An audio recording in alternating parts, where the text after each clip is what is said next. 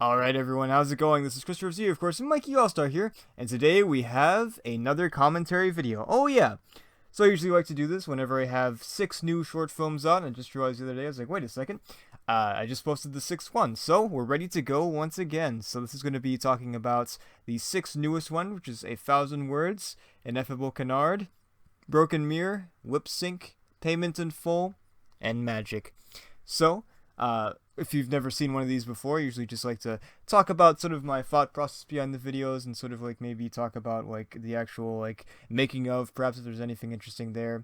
Or just sort of like, these are, the short films are meant to be like sort of experiments and everything like that. So sort of what was I experimenting with, whether it be like something story-wise or it be sort of a, filmmaking technique or editing or something like that. So yeah, just a sort of a fun little breakdown of these things. I'm not here to give definitive answers to some of these endings, because some of them just have, cliffhanger endings and everything like that, sort of leaves it up to interpretation, and I like that. I don't want to just give answers and everything to like, oh yes, this is the answer, and there you go, you're right, boom.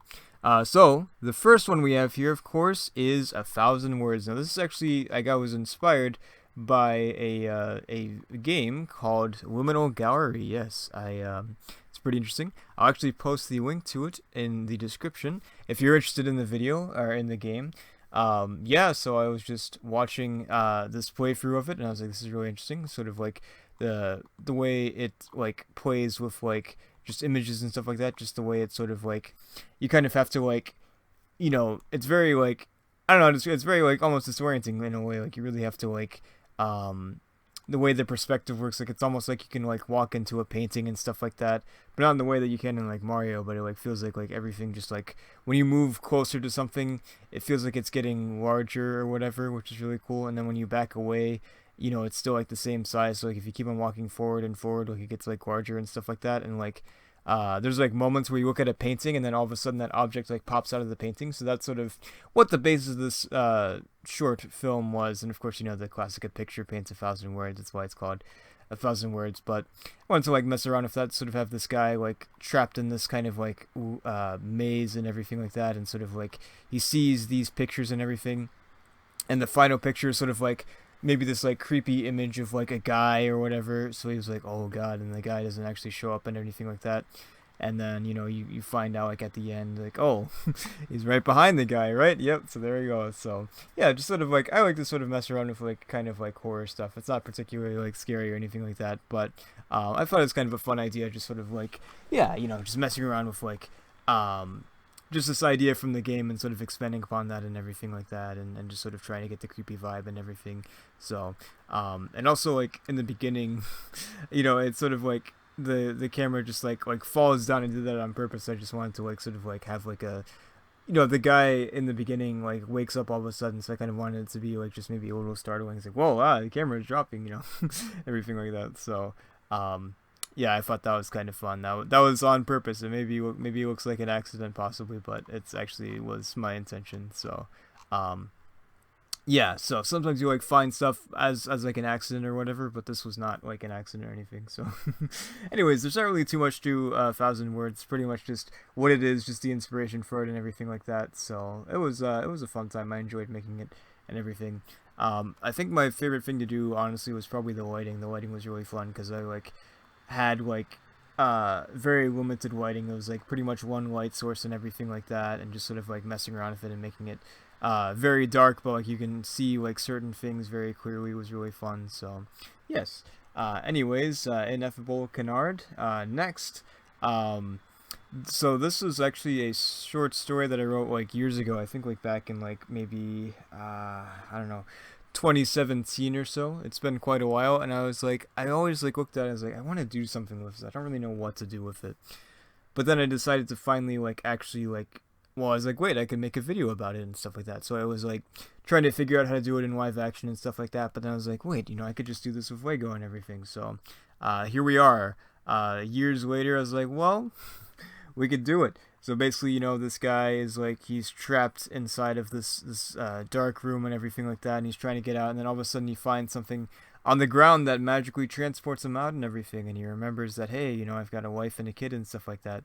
And it's all like very like kind of weird, like just like the shift to color was always like sort of in my mind while writing the short story. Like he's sort of like trapped in this dark room, and it's like it's very like there's very limited light sources and everything. It's like basically just like black and white, but then he like finds it, and then everything just like expands. And I think like in the short story, it was meant to be like him in like a wheat field or whatever, something like very like vibrant and stuff. You've got a lot of sort of warm yellows in there, and you've got the nice blue sky and everything like that, and it feels very infinite because you can't really see where it ends and whatnot. So yeah, so I kind of like tried to bring that to life with like this background. What I do with stuff like that is I find like some sort of stock video. I could like green screen it, but um I say I could, but I don't actually know how to, so I couldn't. I could if I could, but I can't, so I won't. But yeah, I did that for Isemu. That was like really the first. Well, no, I think the first time I experimented with this was in another short film. It was Wandering Soul. But yeah, I messed around with that Isemu, this like samurai video that I made, like the ending, like the sunset and stuff is like a screen and everything. So I brought that over here, and there's like it's kind of like a little glitchy at first, which I wanted to like be very purposeful. I was like, oh, this looks kind of weird. I was like, wait, I could use that. So I sort of found that through like just filming it and everything like that. But yeah, it's it was a fun thing to bring to life. And this guy, like, he gets back to his wife and everything. It's kind of eerie because he's like trying to remember like what she looks like and everything, and then all of a sudden like he's there and whatnot. But then like things start going south. See, I feel like this would have been stronger if I like actually like had some had some more voice actors and stuff like that to bring it to life, because like in the original it's definitely a lot more eerie and stuff. He's got a daughter, and I forgot what the daughter starts saying, but she like just starts like saying something, and it like starts to get really weird and stuff. And then all of a sudden he's back in that room that he was in the beginning and everything. And you get sort of the reveal that's like, oh well, hey, wait, what's going on here? Like he's actually like just this poor guy that's lost his mind and everything, and hasn't been outside in a very long time. So you've got like a little like number at the end, which of course means something. It's not like I forgot what the number stands for, but yeah, it does mean something. It does mean something, but what that means, that's up to you, because I am keeping it a secret because I didn't forget what the number means. But anyways, though, yeah, so that was that. It was a very fun time making that, bringing to life this this short story that I made years ago. So that was very fun. But yes, anyways, moving on to Broken Mirror. This is sort of, I don't actually really know, I don't really remember where this idea came from, honestly. But this idea of like somebody like stealing somebody else's like face, basically. Like this guy like gets into trouble, and he's like, hey, I need like a new face. And this guy's like, oh, no problem, let me just get this poor guy off the street and sort of like make him take the fall for you, and like have him surgically like altered to have your face and everything like that. So I feel like for this one, the execution could have been a little better. I'm kind of surprised that it's as long as it was, because I'm looking at it now, I'm like, yeah, why is why is this so long?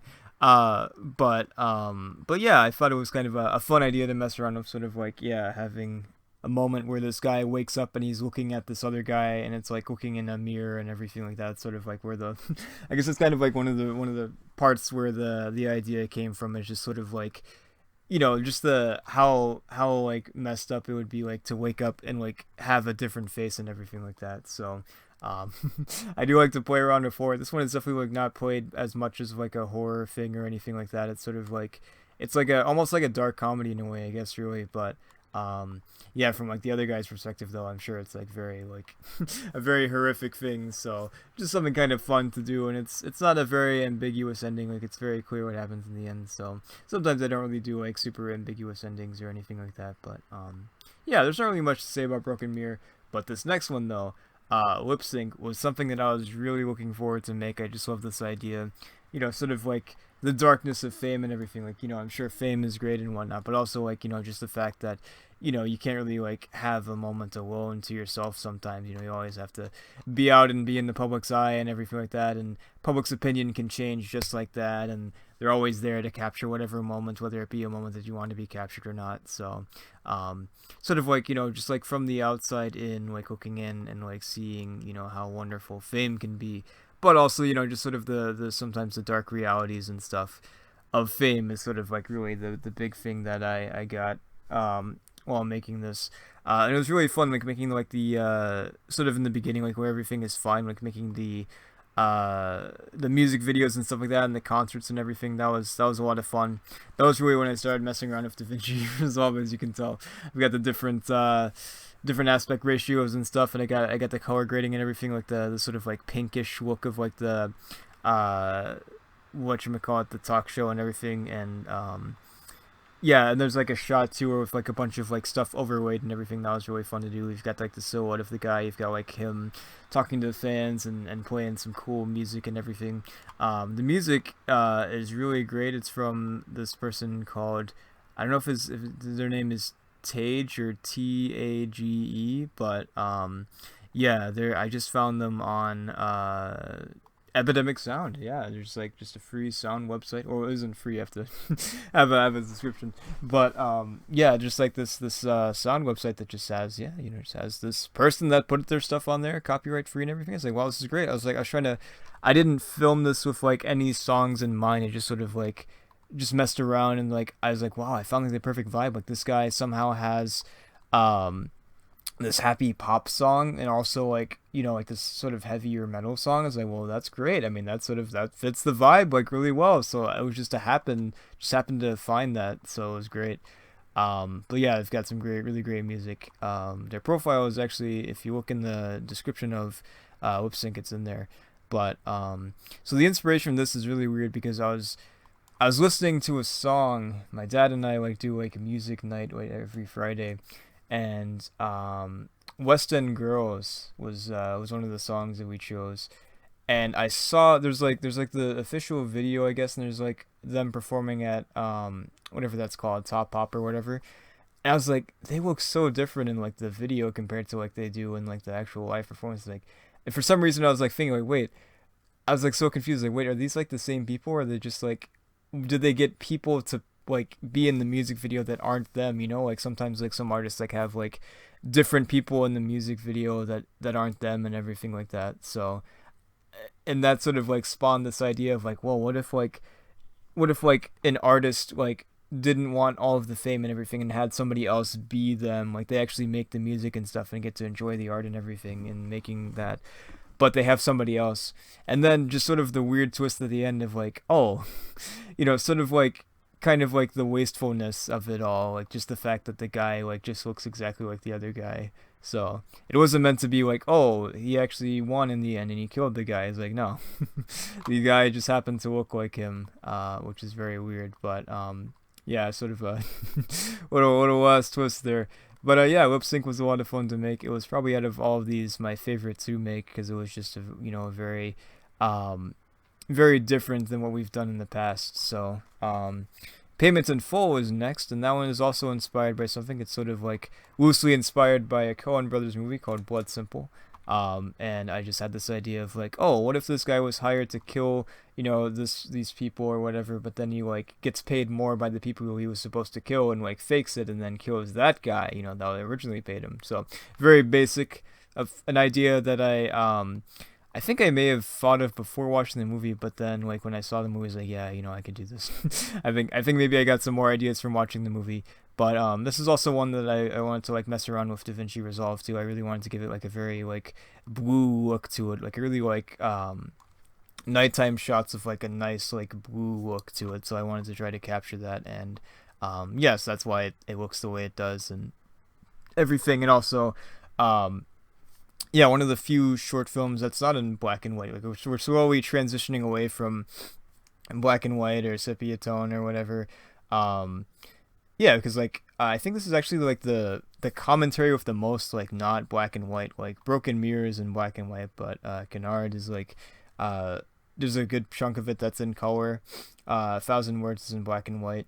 Lip Sync, there's like the music videos and stuff that are not in color and everything. And then the next one we're going to be talking about has a lot of color in it too. So yeah, slowly but surely more experimentations with color. So I'll still always do black and white though. You still see black and white and everything because I love the look of it. But yeah, I really wanted to like really like focus on the lighting, especially in this one. I really wanted to make sure that the lighting looked as strong as I could. So I sort of have like some shots of like the lighting is coming in through the window, sort of like almost like a realistically like where the light would probably come from in that scene. Sort of like maybe the moon is out and it's very bright or something like that. So that was really fun.